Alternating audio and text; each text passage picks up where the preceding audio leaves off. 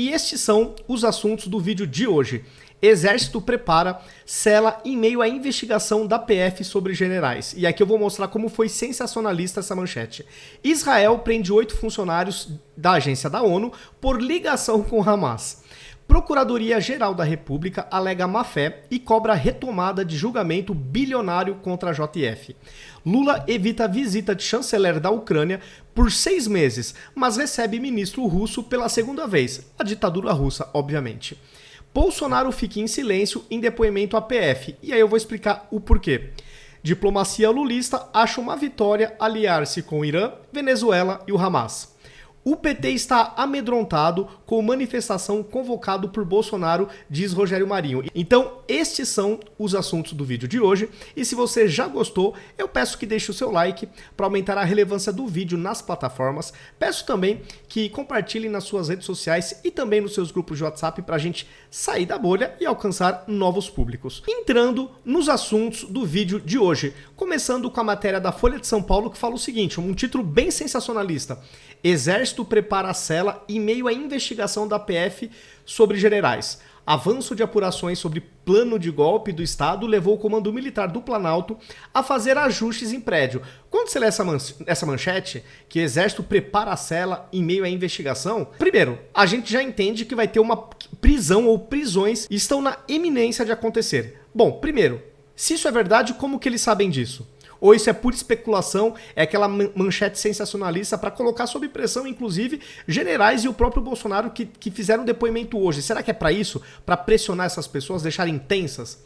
Ou será que é também para criar aquela nuvem de medo, para que as pessoas fiquem com receio de ir nas manifestações agora, do dia 25 de fevereiro? Será que também tem essa intenção? Não sei, mas achei a manchete bem sensacionalista, ainda mais se a gente considerar que aqui no trecho da reportagem fala o seguinte. Generais ressaltam, porém, que não há informações sobre eventuais prisões de militares de alta patente diante dos depoimentos dos alvos da investigação da PF. Segundo essas fontes, trata-se de ação preventiva do Exército. Então por isso que eu acho, essa manchete foi bem assim sensacionalista mesmo. Porque do jeito que fala, né, o Exército prepara a cela, então você já acha que realmente vai ter pelo menos uma prisão entre os depoentes. Mas no final das contas, não era bem assim. Outra, Israel prende 8 funcionários de agência da ONU por ligação com Hamas. Cara, assim, eu nunca tive respeito da ONU. Primeiro porque ela é uma organização de extrema esquerda.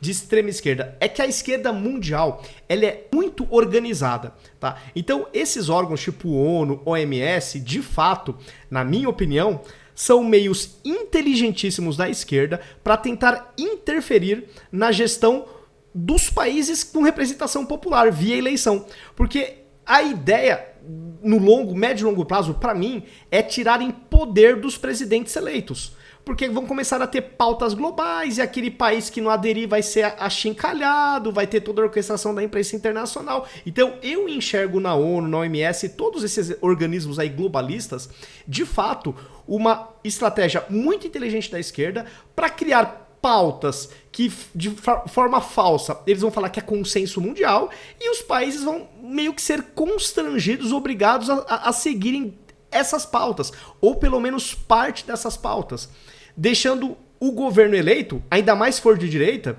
numa situação de pária, caso não queira seguir essa agenda desses órgãos globalistas. Vocês concordam comigo ou eu estou sendo assim muito exagerado, teoria da conspiração? Eu acho que não. Porque a esquerda, de fato, eles mandam bem, eles são organizados. Vocês imaginem se, por exemplo, a ONU fosse aí um organismo da direita, fosse conservador. Meu Deus do céu, estaria sendo bombardeado 24 horas por dia por 80% da imprensa global. Estou chutando aqui um número alto, porque a maioria realmente é de esquerda mundo afora, a imprensa. Então, como você vai respeitar, e até para reforçar isso que eu estou falando, que a ONU é de extrema esquerda, como que pode Israel prender funcionários da ONU que tinham ligação com Hamas? Falou em Hamas, falou em extrema esquerda. Você conhece algum esquerdista de criticar o Hamas? Eu não conheço ninguém. Então falou em Hamas, para mim falou em esquerda. Aqui é mais uma evidência do quão esquerdizado é a ONU. A ONU, para mim, não tem o meu respeito. Não sei vocês, não sei se vocês concordam comigo, se eu estou exagerando ou não, eu acho que não, mas a ONU não tem definitivamente o meu respeito. Simplesmente é uma ferramenta muito poderosa da esquerda que é inteligente. Basicamente é isso. Outro. Procuradoria-Geral da República alega má-fé e cobra retomada de julgamento bilionário contra a JF. Subprocurador disse que a empresa induziu a erro o ministro do STJ para conseguir a suspensão e processo deverá ter nova decisão sobre continuidade. Aqui, basicamente, o meu comentário é o seguinte: eu estou curiosíssimo de saber qual vai ser o comportamento do STF caso este processo chegue até lá. Por que eu digo isso? Vocês devem se lembrar, faz poucas semanas, o Toffoli, de maneira monocrática, numa canetada, suspendeu pagamentos bilionários do acordo de leniência que a JF fez, a JF e a Odebrecht. E também a OAS entrou na fila, não sei se ele deu a canetada. E também eram aí multas bilionárias. Então será que se esse assunto chegar no STF, vai ter alguma canetada monocrática para ajudar a JF? Não sei, estou fazendo uma pergunta. Se eu não me engano, é na JF que a esposa do Toffoli trabalha, ou trabalhou em algum processo, alguma coisa do tipo, mas tem esse vínculo. Então, aqui realmente é só esse comentário que eu estou curioso para saber como vai ser o comportamento do STF. Outra, o PT está amedrontado com a manifestação convocada por Bolsonaro, diz Rogério Marinho. Isso é a mais pura realidade. Tem até o tweet dele aqui na manchete, que fala o seguinte: o PT está amedrontado. A exemplo de outros partidos de esquerda, se utiliza da democracia liberal para chegar ao poder e lá trabalha para sufocar, constranger e intimidar os que pensam diferente. Exatamente como se comportam o regime lá do bigodudo da Alemanha e fascistas antes e como se comportam os comunistas agora. E aqui ele coloca um print de uma matéria falando o seguinte: PT aciona MP e diz que ato de Bolsonaro pode virar 8 de janeiro. Então, pra mim, é sim uma tentativa de intimidação, de pôr medo na galera, porque o PT sabe que vai lotar a Paulista. É óbvio que eles sabem. Eles não querem realmente que o Bolsonaro tenha mais uma foto com uma galera, com aquele formigueiro humano o apoiando. Porque isso a esquerda nunca conseguiu colocar na rua. Nunca. Ainda mais de maneira orgânica. Então eu concordo com o comentário do Rogério Marinho, até porque o PT e Foro de São Paulo são assim. O PT, o Lula, com as ditaduras da América Latina é assim. É claro que eles não aceitam com tranquilidade o contraditório, opositores.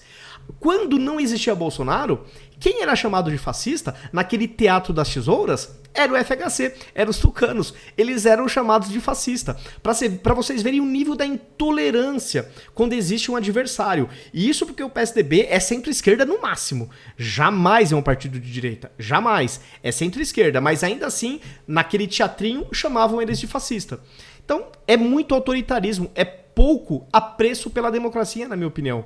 Porque se você intolera os seus adversários, demoniza, coloca rótulos como extrema-direita, fascista, as piores coisas do mundo, é sinal que você não lida bem com a contradição, com outro espectro ideológico, você demonstra ter um caráter autoritário, bem compatível com os países que compõem o Foro de São Paulo. Outra, Bolsonaro fica em silêncio em depoimento à Polícia Federal. E aqui eu quero explicar, eu quero comentar o porquê ele ficou em silêncio. O advogado dele deu uma entrevista hoje, que eu vou até dar um play aqui no vídeo, onde ele fala que ele só ficou em silêncio, o Bolsonaro, porque não teve acesso completo à delação do Mauro Cid. Ou seja, ele não está em condições plenas de se defender se ele nem sequer sabe do que está sendo acusado, porque de acordo com o advogado, ele não teve acesso total à delação. Vou dar aqui um play pro advogado do Bolsonaro. Esse silêncio, quero deixar claro que não é simplesmente o uso do exercício constitucional ao silêncio, mas uma estratégia baseada no fato de que a defesa não teve acesso a todos os elementos por quais estão sendo imputados ao presidente a prática de certos delitos. A falta de acesso a esses documentos, especialmente as declarações do tenente-coronel Mauro Cid e as mídias eletrônicas obtidas dos telefones celulares de terceiros e computadores, impedem que a defesa tenha um mínimo conhecimento de por quais elementos o presidente é hoje convocado a esse depoimento. Não houve, de forma alguma, da parte da defesa, qualquer constrangimento na vinda do presidente a esse depoimento, como, aliás, ele sempre fez e continuará fazendo, sendo do maior interesse dele o esclarecimento dessa verdade.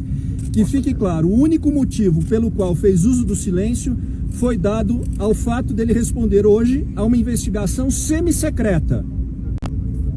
Investigação semissecreta, galera. Olha que perigoso isso aí, hein? Olha a que ponto chegamos? E eu sempre fico me perguntando, imagine se fosse a Lava Jato fazendo isso. Eu tenho convicção de que os processos seriam anulados. E eu falar que não teve ampla defesa, direito de defesa, tudo aqueles garantismos que a gente só vê muitas pessoas defendendo quando são réus esquerdistas. Quando são réus rotulados como bolsonaristas, parece que o garantismo desaparece. Vocês não ficam com essa impressão? Aí é punitivismo na veia. Eu sempre falo, sou leigo na área do direito, mas eu vejo especialistas, juristas, advogados criticando demais o que vem acontecendo com investigações onde são investigados ou existem réus rotulados como bolsonaristas. Então, várias pessoas estão falando do direito, tá? Então, realmente, tempos sombrios, né? No mínimo, tempos sombrios. Outra, Lula evita a visita de chanceler da Ucrânia por 6 meses, mas recebe ministro russo pela segunda vez, ou seja, ditador, né? Ditadura da Rússia. Pessoal, aqui é o que eu tenho dito sempre. Infelizmente, o mundo democrático está indo para um caminho. Então, em relação ao conflito entre Rússia e Ucrânia, as democracias mundiais estão contra a Rússia. No caso de Israel e Hamas, as democracias mundiais estão contra o Hamas.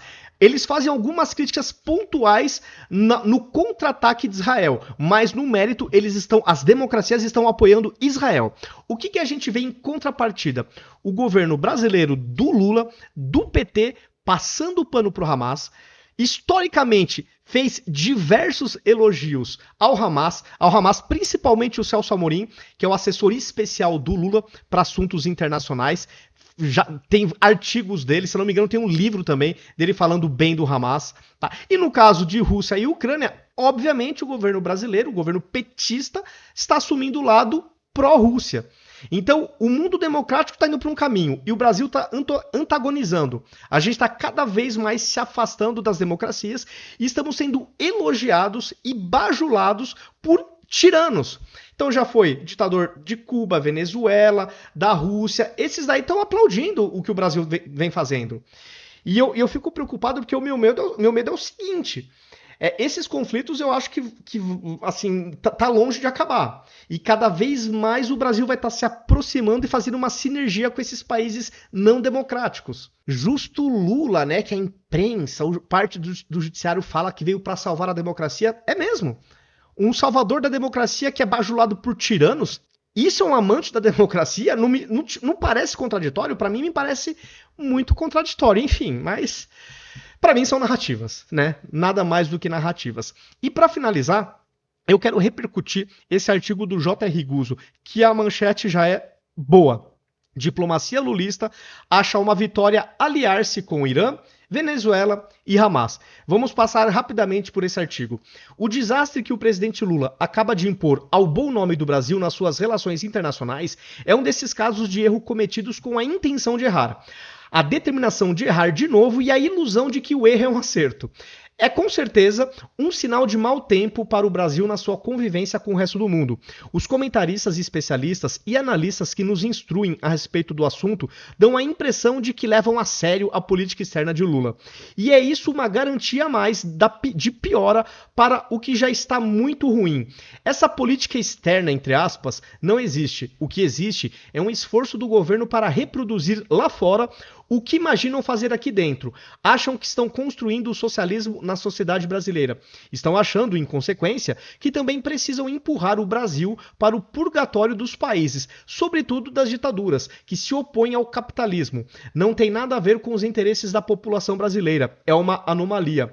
A quase declaração de guerra a Israel feita por Lula, porém, é tratada por muitos como uma questão perfeitamente normal de escolha entre opções diplomáticas racionais, quais são os prós e quais são os contra de ficar com as ditaduras do terceiro mundo, hoje chamado sul global, em vez das democracias do primeiro. O problema fundamental é que não há prós. Não há mesmo. De novo, o Brasil está sendo elogiado por tiranos apenas. Qual que é a vantagem? Não tem. A diplomacia de Lula, de Janja e de Celso Amorim, o ministro do exterior que está valendo, né, que é o assessor especial, mas ele que está ditando as regras, acha que é uma vitória aliar-se com o Irã, a Venezuela e o Hamas para mostrar independência diante dos Estados Unidos, né, que eles detestam, né, a maior democracia do mundo, mas a esquerda tem uma versão. Mas quando tirar férias, vão viajar para os Estados Unidos, não vão nem para Cuba, nem para Venezuela, nem para nada. Da Europa e do mundo democrático. Pensa a cada vez que faz uma agressão a eles que teve mais uma vitória. Aí complica. Se o time está levando de 7 a 1, como é o caso do Brasil na verdadeira competição econômica mundial, e acha que o seu gol é uma prova de força, a única possibilidade real é perder o jogo de goleada.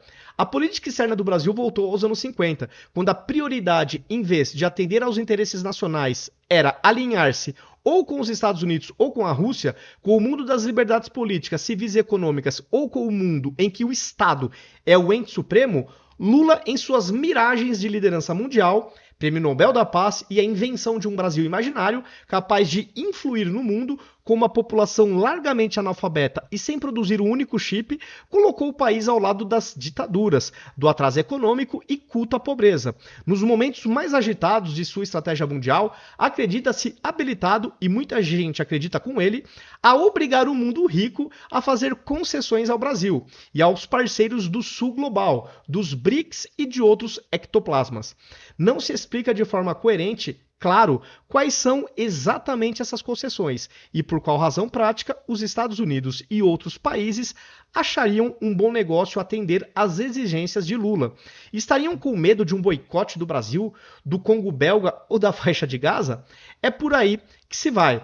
Bom, mais um excelente artigo do J.R. Guzzo que eu subscrevo. Pessoal, estes foram os assuntos do vídeo de hoje e reforço. Se vocês gostaram do conteúdo e da minha abordagem, compartilhem nas suas redes sociais, compartilhem nos seus grupos de WhatsApp para a gente sair da bolha. Verifiquem também se vocês estão inscritos em todas as minhas plataformas digitais. Verifiquem também se as notificações estão ativas em cada uma delas. E até o próximo vídeo.